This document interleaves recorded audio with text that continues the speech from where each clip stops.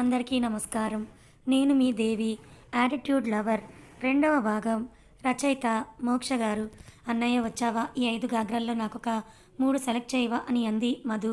5 pack చేసేయండి ఆ sales గర్ల్స్కి చెప్పి. పద వెళ్దాం అని అన్నాడు రిషి మధు చేపట్టుకొని. అలా అయితే ఇందాక ఒకటి సెలెక్ట్ చేసి వద్దన్నాను కదా, అది కూడా ప్యాక్ చేసేయండి అంది రిషి చేపట్టుకొని. కిందకి వచ్చేస్తూ మధు తన రూమ్లో కూర్చొని ల్యాప్టాప్ కీబోర్డ్ని టకటక వేలతో కొడుతున్నాడు మన హీరో అర్జున్ దగ్గరికి. అన్నయ్య మమ్మీ ఫోన్ చేసిందంటూ వచ్చాడు రాహుల్ వాళ్ళ తమ్ముడు. అర్జున్ మొహం తిప్పకుండానే రాహుల్కి చెయ్యి చాచగాని రాహుల్ ఫోన్ వాళ్ళ అన్నయ్య చేతిలో పెట్టాడు. అర్జున్ వర్క్ చేస్తూనే మమ్మీ అన్నాడు. అర్జున్ నువ్వు రిషి పెళ్ళికి వస్తున్నావు కదా అంది లలిత. Mummy please. అర్జున్ ఏదో చెప్తుంటే అర్జున్ అత్త మరీ మరీ చెప్పిందిరా నేను రమ్మని. అయినా హైదరాబాద్లోనే కదా, నువ్వు మ్యారేజ్కి వస్తే ఇంకా వీకెండ్కి ఊరు రావద్దులే అని అంది లలిత. సరే ఇంకా ఆ విషయాన్ని ఎక్కువగా పొడిగించకుండా అంతటితో ఫినిష్ చేసేసి రాహుల్కి ఇస్తున్నా అని పక్కనే ఉన్న రాహుల్ చేతిలో ఆ ఫోన్ని పెట్టేశాడు అర్జున్. రాహుల్ కూడా వాళ్ళ అమ్మతో ఇంకొద్దిసేపు మాట్లాడి ఆ తర్వాత అర్జున్ పక్కకు వచ్చి అన్నయ్య మరి షాపింగ్ ఎప్పుడు చేద్దామని అన్నాడు. ఊళ్ళో పెళ్ళికి కుక్కల హడావిడంటే ఇదే అన్నాడు అర్జున్. రాహుల్ని చూడకుండానే కుక్కో నక్కో ఆ మాత్రం హడావిడి ఉండాలి కదరా, మనం వెళ్ళేది ది గ్రేట్ గోపీనాథ్ గారింట్లో పెళ్ళికి. పోనీ వాళ్ళు ఏమైనా మనకి పరాయి వాళ్ళ స్వయానా మన మేనత్త కొడుకు పెళ్ళి, అలాంటి పెళ్ళికి కోటు సూటు లేకుండా వెళ్తే ఏం బాగుంటుందిరా అన్నాడు రాహుల్. నాకైతే బాగోదురా, మమ్మీ కూడా నన్ను తీసుకోమనంటే మాత్రం నువ్వేం తీసుకుంటే అదే తగలడి, నాకు కూడా ఫార్మల్స్ నువ్వే తీసుకురా. ఇదిగో కార్డు. రాహుల్ మొహం మీద కార్డు విసిరాడు అర్జున్. మూడిస్టు వీడికి గంటలు గంటలు షాపింగ్ చేసేది రావాలి స్వామి అని మనసులో దేవుణ్ణి వేడుకున్నాడు రాహుల్. మధు తెచ్చిన బట్టల్లో వాటిలో ఉన్న బిల్లు చూసి పెళ్ళి మీ అన్నయ్యది, వాడి బట్టలకు కూడా ఇంత ఖర్చు అవ్వలేదు, కల్లేర చేసి చైతూ పెళ్ళికి బట్టలు షాపింగ్ అని తోలు తీస్తాను అని మధుని కొట్టడానికి చెయ్యెత్తింది కౌసల్య. కౌసల్య కొడుతుందేమో అని మధు భయంగా రిషి భుజం మీద వాలిపోయింది. రిషి మధుని కొట్టొద్దన్నట్టుగా కౌసల్యకి కళ్ళతోనే సైగ చేసేసరికి ఎవడు చేసుకుంటాడో కానీ నీకయ్యే తిండి ఖర్చు కంటే బట్టల ఖర్చు చూసే గుండాగి చచ్చిపోతాడు వాడు అని అంది కౌసల్య. అప్పుడు రిషి అన్నయ్య దగ్గర ఉన్న డబ్బులతో బట్టలు కొనుక్కుంటానులే అని రిషిని చూస్తూ కళ్ళెగరేస్తుంది మధు. రిషి మధుని చూసి నవ్వుతుంటే, రిషి దీంతో మాట్లాడుతూ ఉంటే ఇలాగే తెల్లారిపోతుంది, కానీ నువ్వు త్వరగా డిన్నర్ చేసి త్వరగా పడుకో, రేపు పొద్దున్నే లేవాలంట.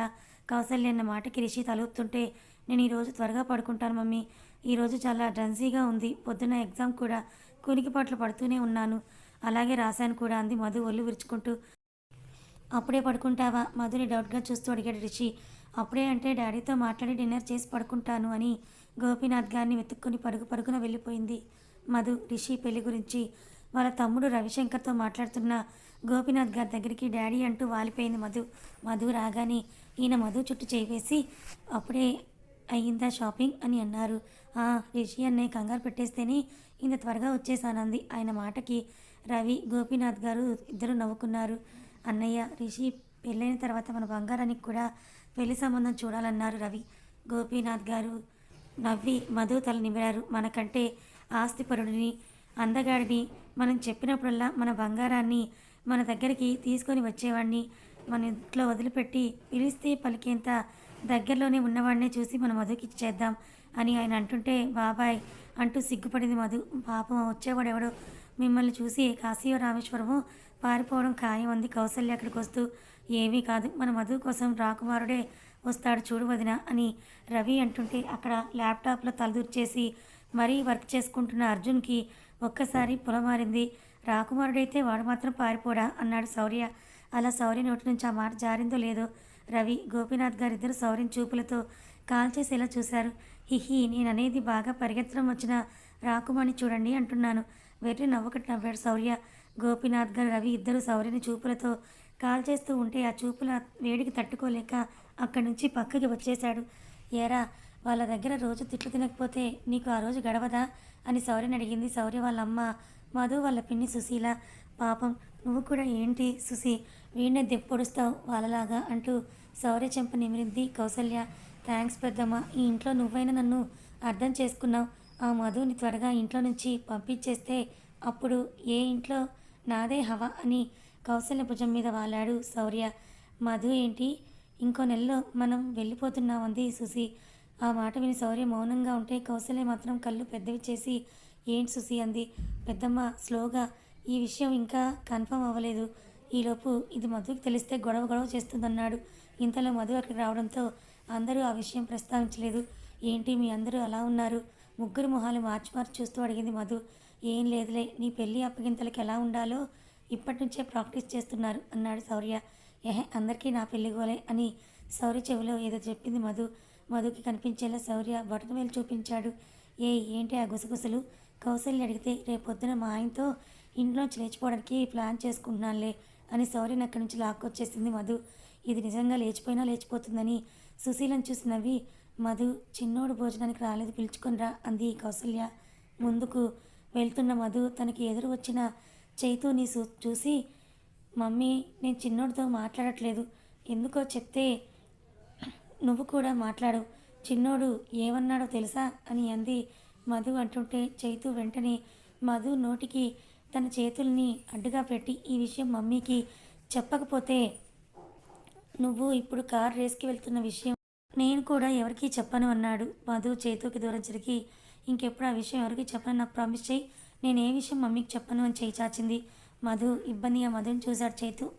అదన్న దాంట్లో తప్పే ఉంది అని శౌర్య అంటుంటే మధు చేతు చేయి తీస్తాను తలపై వేసుకొని, ఈ విషయం ఇంకోసారి ఎవరికైనా చెప్తే నేను చచ్చినంత ఒట్టే అంది. మధు ఇంటి ముందు అటు ఇటు తిరుగుతున్న శౌర్య తన భుజంపై ఎవరితో చేయి తగిలేసరికి అమ్మ అంటూ ఉలిక్కిపడి వెనక్కి తిరిగాడు. నేనేరా ఈడియట్ అని మధు శౌర్యని ఒకటి పీకి కార్ కీస్ ఇవ్వంది. అమ్మో నీకా, నేను చచ్చినా ఇవ్వను అంటూ ప్యాంటు ప్యాకెట్ గట్టిగా పట్టుకున్నాడు శౌర్య. అడుగుతున్నానా ఇవ్వమని దౌర్జన్యంగా శౌర్య దగ్గర నుంచి ఆ కార్ కీస్ని లాక్కొని, ఆడపిల్ల డ్రైవింగ్ అంటే ఎందుకురా నీకు అంత లోకువా అని అంది మధు. ఆడపిల్ల డ్రైవింగ్ అంటే నాకు లోకువే, కానీ నువ్వు ఆడపిల్లవి కాదు, నాది చిన్నచూపు కాదు, నాకు నీ డ్రైవింగ్ అంటేనే భయం అన్నాడు శౌర్య. గుండెపై చేయి పెట్టుకొని ఏడ్చావులే కానీ రా అని అంటూ డ్రైవింగ్ సీట్లో కూర్చుంది మధు. శౌర్య కార్ ఎక్కడమే తరువాయి సీట్ బెల్ట్ తీసి గబగబా చుట్టేసుకున్నాడు. ఇంటి దగ్గర ఇంత భయపడుతున్నావు, రేస్ ట్రాక్ దగ్గర ఇంకెంత భయపడతావురా, ఏమైపోతావో అని నవ్వి కార్ని స్టార్ట్ చేసింది మధు. రేస్ ట్రాక్లో కార్స్ అని వరుస పెట్టి నిల్చొని ఉన్నాయి. మధు యాక్సిలేటర్ని తన పాదం కింద పెట్టి ఉంచింది. గన్ నుంచి ఒక షాట్ గాల్లోకి ఎగరగానే బ్రేక్ రిలీజ్ చేసి శరవేగంతో కార్ని రేస్ ట్రాక్ మీద పోనిచ్చింది. కార్ స్టార్ట్ అవ్వగానే శౌర్య కళ్ళు గట్టిగా మూసుకొని మనసులో ముక్కోటి దేవతల పేర్లు జపిస్తున్నాడు. మధు శౌర్యం చూసి నవ్వి యాక్సిలేటర్ని ఇంకా గట్టిగా తొక్కింది. తన ముందున్న కార్లను ఒక్కొక్కటి చొప్పున వెనక్కి నెట్టేస్తూ చివరి క్షణంలో తను అన్ని కార్స్ కంటే ముందే గమ్యస్థానాన్ని చేరుకుంది. కార్ బ్రేక్స్ పడగానే అమ్మయ్య అంటూ కళ్ళు తెరిచిన శౌర్య వెంటనే కార్ దిగి తూలుతూ అక్కడే ఉన్న ఒక అమ్మాయిని గుద్దుకున్నాడు. అసలే ఫ్రస్ట్రేషన్లో ఉన్న ఆ అమ్మాయి శౌర్య డాష్ చేసరికి తన ఫ్రస్ట్రేషన్ పీక్స్కి రీచ్ అయ్యి ఆ కోపంతో శౌర్య కాలర్ పట్టుకుని ఏ ఈడియట్ అంది. ఐఎమ్ సారీ, ఏదో చూసుకోకుండా తనకి సర్ద చెప్పిపోయాడు. ఏంటి చూసుకోకుండా?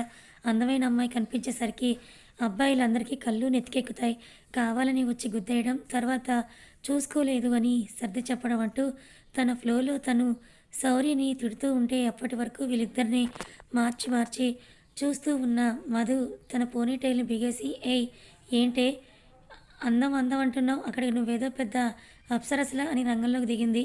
మధు ఏంటిది తప్పు? మధుని శౌర్య పక్కకు లాగుతుంటే, ఈడియట్, నేను ఒక్క మాట అంటే నా మీద ఒంటికాలతో యుద్ధానికి వచ్చేస్తావు, అదన్ని మాటలు అంటుంటే నోరు బెదపవేంటి? అయినా ఇక్కడ డిస్కషన్ నీతో కాదు, నువ్వు అడ్డులే అని శౌర్యని పక్కకు లాగి, ఇప్పుడు చెప్పు పాప, ఏంటి నీ బాధ? మా వాడు నిన్ను గుద్దాడు అంతేనా అంది. మధు నోరెత్తేసరికి ఆ అమ్మాయి తగ్గి తల గిరిగిర తిప్పేసింది. నువ్వు అనుకున్నట్టు వాడు రోడ్ సైడ్ రోమియో కాదు, రోజు వాళ్ళ నాన్న దగ్గర మా నాన్న దగ్గర తిట్లు చివాట్లు తినే అమ్మకూచి, అయినా వాడు నీకు సారీ చెప్పడు, ఇంకేంటి నీ బాధ అని అంది. తను తల అడ్డంగా ఊపేసి మధుని తిరిగి చూడకుండా పరుగు పరుగున అక్కడి నుంచి వెళ్ళిపోయింది. మధు కారు ఎక్కిన దగ్గర నుంచి అదంతా ఫోన్లో రికార్డ్ చేస్తున్న ఒక మనిషి ఈ గొడవని కూడా రికార్డ్ చేసి అది అయిన తర్వాత దాన్ని సోషల్ మీడియాలో అప్లోడ్ చేశాడు. అక్కడ ఆ గొడవ అయిన తర్వాత వాళ్ళకి ప్రైజ్ మనీగా వచ్చిన 50,000 చెక్ తీసుకొని అక్కడి నుంచి వచ్చేస్తుంది మధు ఈ 50,000 నాకు ఇవ్వవే అని అడిగాడు శౌర్య. లేదు, నేను బాబాకి ప్రామిస్ చేశాను, రేసింగ్లో వచ్చిన ప్రతి అమౌంట్ కూడా డొనేట్ చేసేస్తానని, కావాలంటే 50 రూపాయలు తీసుకొని ఇద్దరికి చెరొక కార్నెట్ ఐస్ క్రీమ్ తీసుకో. శౌర్య చేతిలో 50 రూపాయలు నోటు పెట్టింది మధు. ఇంకొక 150 ఇస్తే ఇద్దరికి చెరొక బీర్ బాటిల్ వచ్చేస్తుంది అన్నాడు శౌర్య.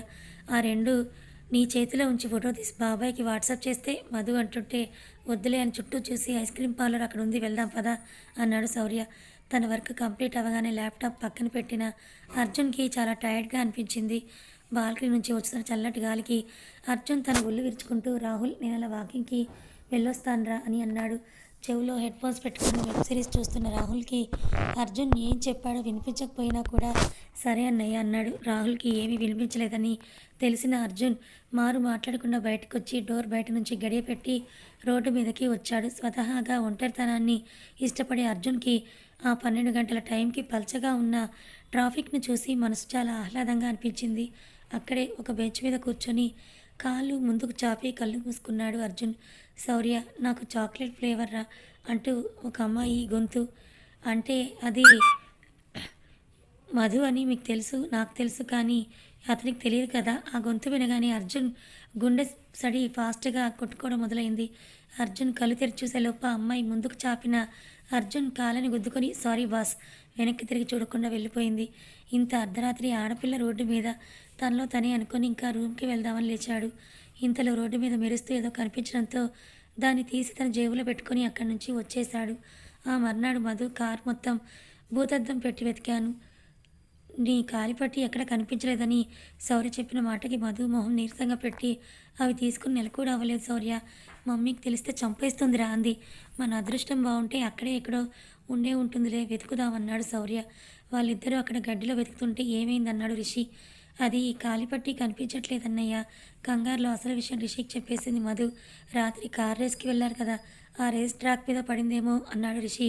లేదు రేస్ అయిన తర్వాత అది నా కాలికే ఉంది అంటూ తలెత్తి చూసిన మధు ఎదురుగా రిషిని చూసి అన్నయ్య అని నీళ్లు నమిలింది.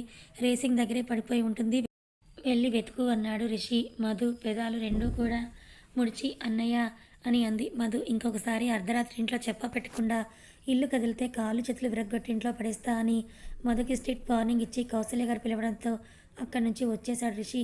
రిషి వెళ్ళిన తర్వాత మధు శౌర్యం చూసి ఇవి మనకు కొత్తవి కాదు కదా పద అంది. వెళ్తున్న మధు దృష్టి వాళ్ళకి దూరంగా వాటర్ ట్యాప్కి గొలుసు వేసి కట్టి ఉంచి పొమేరియన్ కుక్కపిల్ల మీద పడ్డాయి. ఇప్పుడు ఎలాగో అందరూ బయటే ఉన్నారు కదా హనీని కాసేపు వదిలేస్తానని ఆ కుక్కపిల్ల దగ్గరికి వెళ్ళి హనీ నీకు ఇంకో 2 రోజుల వరకు ఈ తిప్పలు తప్పవేమోని అని దాన్ని ఎత్తుకొని గొలుసు వదిలేసింది. దాని అలా వదలటం పాపం అది పరుగు పరుగున వెళ్తూ దానికి అడ్డొచ్చిన మనిషి కాల్ని లిక్ చేసింది. అది చేసిన పనికి ఆ మనిషి విసుక్కొని అది టచ్ చేసిన కాలుతోనే దాన్ని నెట్టాడు. అది చూసిన మధుకి కోపం నశాలానికి అంటింది. తను వేసుకున్న గాగ్రా చున్నీ ముడివేసి ఆ మనిషి కాలి దగ్గరే తోక ఊపుతున్న ఆ కుక్కపిల్లని ఎత్తుకొని ఏ మిస్టర్ అని చిటికేసి పిలిచింది. ఆ పిలుపుకి అటువైపుకు తిరిగిన మనిషి మధుని చూసి ఏ మధు అని అన్నాడు. రాహుల్ నువ్వా? మధు కూడా అదే కోపంలో దీన్నెందుకురా కాలుతో తన్నావు అని అడిగింది రాహుల్ని. ఏది ఈ కుక్కనా అన్నాడు రాహుల్. కుక్క కాదు హనీ దాని పేరు పళ్ళు పడపటా కొరుకుతూ చెప్పింది మధు. పేరు ఏదైతే ఏంటి అది కుక్కే కదా అన్నాడు రాహుల్. అయితే నిన్ను కూడా నేను రాహుల్ అని మానేసి మనిషి అని పిలవనా వెటకారంగా అడిగింది మధు. మనిషా? రాహుల్ కాసేపు ఆలోచించి మా డాడీ నన్ను పంది దున్నపోతూ కుక్క నక్క అని పిలుస్తారు. అప్పటి నుంచి నేను మనిషిని కాదేమో అని నాకు డౌట్గా ఉంది. పోనీ నువ్వు ఇలా నేను మనిషిని అన్న నమ్మకం నాకు వస్తుందేమో అని అన్నాడు రాహుల్. చిచి నీ నోట్లో నోరు పెట్టాను చూడు నాది బుద్ధి తక్కువ. అయినా సరే నువ్వు నా హనీకి సారీ చెప్తావా లేదా అని వేలు చూపించి అడిగింది. ఏంటి కుక్కకి సారీ చెప్పాలా? నోరెలా పెట్టాడు రాహుల్. అదిగో మళ్ళీ కుక్క అంటావు. Honey say sorry to honey అని పట్టి చెప్పింది మధు. ఆఫ్టర్ ఆల్ కుక్కకి నేను సారీ చెప్పాలా? నో నెవర్ అన్నాడు రాహుల్. ఇప్పుడు నువ్వు సారీ చెప్పకపోతే నువ్వు వచ్చే జన్మలో కూడా కుక్కలా అనపోయి మధు హనీ వైపు చూసి కాదు పేడ పురుగులా పుడతావు ఇదే నా శాపం అంది. పోన్లే మంచిది అన్నాడు రాహుల్. రాహుల్ అలా అంటుంటే మధు కళ్ళు తేలేసి మామయ్య నిన్ను తిట్టడంలో అస్సలు తప్పులేదు అని హనీని కిందకు వదిలేసి అమ్మమ్మ తాతయ్య మామయ్య వాళ్ళంతా వచ్చారా అని అడిగింది. మా అన్నయ్య తప్ప అందరం వచ్చేసామన్నాడు రాహుల్. మరి మీ అన్నయ్య అని అంది మధు. అలాంటి విషయాలు మా వాడిని అడగకూడదు. అదే ఆఫీస్ మీటింగ్ అని చెప్పు. ఆ మీటింగ్ టైం కంటే 2 గంటల ముందే ఉంటాడు అన్నాడు రాహుల్. ఎప్పుడో చిన్నప్పుడు చూశాను మీ అన్నయ్యని. నాకు అసలు మీ అన్నయ్య ఎలా ఉంటాడో కూడా గుర్తులేదు. తల అడ్డంగా ఊపుతూ మీతో కూడా అంతేనా అంది మధు. మాతోనా? రాహుల్ తన మొబైల్ తీసి అర్జున్ వాట్సాప్ ఓపెన్ చేసి ఇదిగో చూడు మధు చేతిలో పెట్టాడు. ఏయ్ నేను అబ్బాయిల వాట్సాప్ చాట్ అస్సలు చూడను చదవను కూడా అని అంది మధు మొహం ఇబ్బందిగా పెట్టి. నువ్వు ఎక్సెప్ట్ చేసినవి అక్కడ ఏమీ ఉండవులే అమ్మా చదువు ఒక్కసారి అన్నాడు రాహుల్. మధు చదవడం స్టార్ట్ చేసింది. అన్నయ్య ఈరోజు నా బర్త్డే. రాహుల్ నుంచి మెసేజ్. ఓకే అని వాళ్ళ అన్నయ్య దగ్గర నుంచి రిప్లై. అన్నయ్య ఈరోజు నీ బర్త్డే, రాహుల్ నుంచే మెసేజ్, ఓకే అని అర్జున్ నుంచి రిప్లై. అలా ఆ చాట్ బాక్స్లో సంవత్సరానికి 2 చొప్పున ఏదో 8 కన్వర్జేషన్స్ మాత్రమే ఉన్నాయి అంతే. వాట్సాప్ డీపీ ఉండదు, ఇన్స్టాగ్రామ్ అకౌంట్ లేదు, ఫేస్బుక్ ఊసు కూడా లేదు. అసలు వాడికి ఒక 3 ఈమెయిల్ అకౌంట్స్ తప్ప మరి ఏ సోషల్ మీడియా యాప్ కూడా వాడడు అన్నాడు రాహుల్ తెల్లబోయి చూస్తున్న మధు చేతిలో తన ఫోన్ తీసుకుంటూ. వావ్ గ్రేట్ అని అంది మధు. మొహమాటానికి అలా అంటున్నావు కానీ మనసులో మాత్రం వీడేదో గ్రహాంతరవాసిలా ఉన్నాడని అనుకుంటున్నావు కదా అన్నాడు రాహుల్. చిచి అలా ఏం కాదు, నాకు ఇలా రిజర్వ్డ్గా ఉండేవాళ్ళంటే కొంచెం రెస్పెక్ట్. నాకు ఒకసారి మీ అన్నయ్యని చూడాలని ఉంది అంది మధు. రేపు పెళ్లి టైంకి వస్తానని చెప్పాడు, అప్పుడు చూపిస్తానులే అన్నాడు రాహుల్. ఇంతలో అక్కడ రిషికి స్టార్ట్ చేసేసరికి రాహుల్ని తీసుకుని అక్కడికి వెళ్ళింది మధు. పెళ్లి రోజు సాయంత్రం ఎర్రటి గాగ్రాలో విరగబూసిన గులాబీ పూలా ఉన్న మధు పెళ్లికి వచ్చిన అందరి దృష్టి తన వైపు తిప్పేసుకుంది. పైగా మండపంపై రిషి వెనకే నిల్చుందేమో. పెళ్లిని చూడ్డానికి వచ్చిన వాళ్ళంతా కూడా పెళ్లి కొడుకు పెళ్లి కూతురి కంటే మధుని ఎక్కువగా చూస్తున్నారు పూల దండల కోసం అని. కిందకి దిగిన మధు మండపం చివరి మెట్టు దగ్గర కాలు జారి కింద పడిపోయింది. కానీ ఇంతలో అప్పుడే అటుగా వచ్చిన మనిషి మధుని పడకుండా తన నడుమి చెయ్యి వేసి పట్టుకున్నాడు. తను కింద పడకపోయేసరికి అమ్మయ్య అని కళ్ళు తెరిచిన మధుకి తన ఎదురుగా ఉన్న అర్జున్ కనిపించాడు. ఇద్దరు ఒకరి కళ్ళలోకొకరు చూసుకోగానే పంతులు గారు జీలకర్ర బెల్లం మంత్రం చదివారు. మధు నిన్నటి నుంచి అడుగుతున్నావు కదా మా అన్నయ్యని చూడాలని, ఇదిగో నీ ముందున్నది మా అన్నయ్యే. పక్కనే వినిపించిన రాహుల్ మాటతో అర్జున్నే తేరిపార చూసింది మధు. మధు గుండెలో ఏదో తెలియని కంగారు. గుండె వేగం పెరిగిపోతుండగా మధు ఏమైందమ్మా అని వినిపించిన వాళ్ళ బాబాయ్ గొంతుకి అర్జున్ చేతి నుంచి పక్కకొచ్చి బాబాయ్ పూలదండలు పంతులు గారు అంటూ తడబడుతున్న మధుని చూసి తను కాలు స్లిప్ అయి పడిపోతే అర్జున్ పట్టుకున్నాడని అర్థమై థ్యాంక్స్ అర్జున్ అన్నారు రవి. అయిన మాటకి అర్జున్ ఇబ్బందిగా నవ్వుతూ అక్కడి నుంచి వచ్చేశాడు. పూలదండలు తీసుకొని రావడానికి పిన్ని వెళ్తుంది. నువ్వు కాసేపులో వచ్చి కూర్చో, వాటర్ తాగుతావా అని అడిగారు. ఆయనకు తెలియదు కాదు మధుకి ఆ కంగారు. అర్జున్ని చూసేయని. లేదు బాబాయ్ ఇప్పుడు బాగానే ఉంది అని మండపం మీదకి వెళ్ళబోతూ ఉంటే మీకు అర్జున్ తెలుసా అంటే అర్జున్ ఎప్పుడు మన దగ్గరికి రాలేదు కదా, మీకెలా తెలుసు అని అడిగింది. అర్జున్ గోపాల్ మామయ్య గారి అబ్బాయి రిషి అన్నయ్య కంపెనీలోనే కదా అర్జున్ కూడా జాబ్ చేస్తున్నాడు అని అన్నారు ఆయన. రిషి అన్నయ్య కంపెనీలోన తనలో తనే అనుకుని మండపంపైకి వెళ్దామని అనుకున్నది. కాస్త అక్కడి నుంచి బయటికి వచ్చి చుట్టూ అంతా కూడా చూసింది. అక్కడ జరుగుతున్నది ఏది కూడా తనకి సంబంధం లేదన్నట్టుగా అర్జున్ ఒక మూల ఒంటరిగా కూర్చొని ల్యాప్టాప్లో ఏదో టైప్ చేస్తున్నాడు. అప్రయత్నంగానే మధు అడుగులు అటు పడుతూ ఉండగా ఒక ఆవిడ అర్జున్ వైపుకి రావడం చూసి అక్కడే ఆగిపోయింది.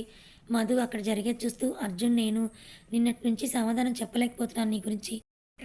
ఇప్పుడు ఈ ఉన్న 2 గంటలైనా కొంచెం అత్తయ్య వాళ్ళకి కనిపించరావచ్చు కదా అంటుంది ఆవిడ. అప్పుడు మధుకి బల్బు వెలిగింది. తను వాళ్ళ గోపాల్ మామయ్య గారి భార్య లలితని. వాళ్ళెవరో నాకు తెలియదు, నేనెవరో వాళ్ళకి తెలియదు కదా మమ్మీ అన్నాడు అర్జున్. వెళ్ళి పలకరిస్తేనేగా తెలిసేది, వెళ్ళు లే అని అర్జున్ చేయి పట్టుకుంది లలిత. ఇంతలో ఆ చీకట్లో చేతికర్ర పట్టుకొని తడుముకుంటూ వస్తున్న ఒక పెద్ద వయసున్న అతను అర్జున్ దగ్గరికి వచ్చి అర్జున్ బాగా చీకటిగా ఉంది, కొంచెం రూమ్ వరకు తోడురారా అన్నారు ఆయన. వచ్చింది వాళ్ళ తాతయ్య కౌసల్య వాళ్ళ నాన్నగారు అని మధుకు తెలుసు. అసలైతే ఆయన అక్కడ అడక్కముందే తనే వెళ్ళి ఆయన రూమ్ దగ్గర తీసుకొని వచ్చేదే. కానీ మధు బ్రెయిన్లో వేరే ఆలోచన ఉంది, అందుకే వెళ్ళలేదు. దానికి తోడు ఇప్పుడు అర్జున్ వాళ్ళ తాతయ్యని తీసుకువెళ్తే వాళ్ళ అమ్మ దగ్గర నుంచి అర్జున్ ఎస్కేప్ అవ్వచ్చు కదా. అందుకే కొంత మధు మాట్లాడకుండా వాళ్ళ వెనకే వెళ్ళింది. అర్జున్తో వస్తూ ఇక్కడ గుమ్మాలు తలుపులన్నీ ఒకేలా ఉన్నాయిరా, నాకు నా రూమ్ ఏదో కూడా గుర్తులేదన్నాడు ఆయన. నాకు కావాల్సింది అదే కదా మనసులో అనుకుంది మధు. ఎవరో ఒకరు ఉంటారు కదా తాతయ్య, అడుగుదాంలే అని వాళ్ళ తాతయ్య చేయి పట్టుకుని మెల్లిగా లోపలికి నడిపించుకుంటూ తీసుకువెళ్తున్నాడు అర్జున్. ఇంట్లోకి వెళ్ళిన తర్వాత అక్కడ అన్ని రూమ్స్ ఒకేలా ఉండడం చూసి తాతయ్య ఏది మీ రూమ్ అన్నాడు అర్జున్. ఇదా అదా లేదా అదా మొత్తం రూమ్స్ అన్నీ చూపిస్తున్న ఆయన్ని చూసి చుట్టూ చూశాడు అర్జున్. అప్పుడు మన మధు తన యాక్టింగ్ స్కిల్స్ బయటపెట్టింది. దేనికోసం ఇంట్లోకి వచ్చిన దానిలా లోపలికి వచ్చి ఏమీ తెలియనట్టు అర్జున్ ప్రసాద్ గారి దగ్గరికి వెళ్ళి తాతయ్య మీరేంటి పెళ్లి దగ్గర ఉండకుండా ఇక్కడికి వచ్చేసారని అడిగింది. నిద్ర వస్తుంది మధు, పైగా మంచుకి నాకు తల తిరుగుతున్నట్లుగా కూడా ఉంది, అందుకే వచ్చేసాను. ఇక్కడ నా రూమ్ ఏదమ్మా అని అడిగారు ఆయన. మధు అర్జున్ చేతిలో ఉన్న వాళ్ళ తాతయ్య చేయి పట్టుకొని నేను తీసుకెళ్తాను అని అంది. అర్జున్ మధు ఆయన రూమ్ దగ్గరికి తీసుకువెళ్ళి తాతయ్య టాబ్లెట్స్ ఏమైనా వేసుకోవాలా మీరు అని అడిగింది. ఆయన తన టాబ్లెట్ డబ్బా తీసుకొని ట్యాబ్లెట్స్ మీద ఉన్న లేబుల్స్ చూస్తుంటే మధు ఆ బాక్స్ తీసుకొని ఏ ట్యాబ్లెట్స్ వేసుకోవాలి ఇప్పుడు అని అడిగింది. రాత్రి అని ఉంటుంది చూడు, అర్జున్ ట్యాబ్లెట్ షీట్స్ మీద అన్నీ రాసి పెడతాడు అన్నారు. ఆయన అర్జున్ అని పేరు చెప్పగానే మధుకి ఎందుకో ఒళ్ళు పులకరించినట్టు అయింది. మధు ఆయనకి టాబ్లెట్స్ వేసుకున్నాక ఆయన్ని పడుకోబెట్టి బ్లాంకెట్ని కప్పి బయటకు వచ్చింది. అక్కడ అర్జున్ కనిపించలేదు. అర్జున్ అన్నట్టు ఈ మనిషితో ఎవరు వేగలేరు అని తనలో తనే అనుకుని అక్కడి నుంచి బయటకు వచ్చేసింది. ఇప్పుడు రిలేషన్స్ మీకు అర్థమయ్యాయా? కౌశల్య గారు అన్న కొడుకు అర్జున్. ఈసారి రోల్స్ రివర్స్ అయ్యాయన్నమాట.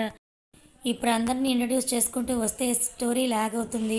అందుకే వాళ్ళ రోల్స్ వచ్చినప్పుడు వాళ్ళ ఇంట్రో చెప్పేస్తాను. రాహుల్ చెప్పగానే అర్జున్ మీద మంచి ఒపీనియన్ వచ్చింది మధుకి. అర్జున్ని చూసి ఆ ఒపీనియన్ ఇంకొంచెం పెరిగింది. ఇది పెరిగి పెరిగి ఎంతకు దారితీస్తుందో, మరి మధు ఎందుకు సూసైడ్ అటెంప్ట్ చేసుకుందో తెలుసుకోవాలనుకుంటే నెక్స్ట్ ఎపిసోడ్లో చూద్దాం. కథ నచ్చితే లైక్ చేయండి, మరి కొంతమందికి షేర్ చేయండి. ఇలాంటి మరిన్ని మంచి కథల కోసం మన ఛానల్ని సబ్స్క్రైబ్ చేసుకోండి. Thank you so much.